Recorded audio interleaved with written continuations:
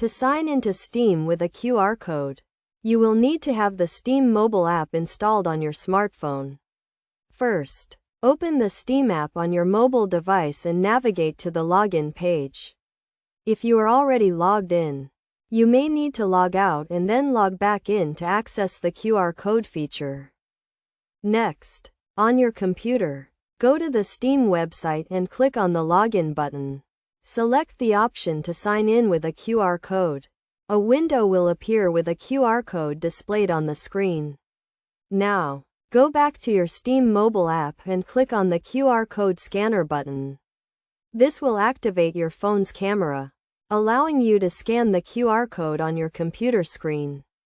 Align the QR code in the camera view and the app will automatically detect and scan the code. Once the QR code is scanned, the Steam mobile app will prompt you to confirm that you want to sign in to the account on your computer. Review the details to ensure it is the correct account. Then confirm the sign-in request. After confirming, you will be signed into your Steam account on your computer. You can now access your Steam library, friends list, and other features without having to enter your username and password.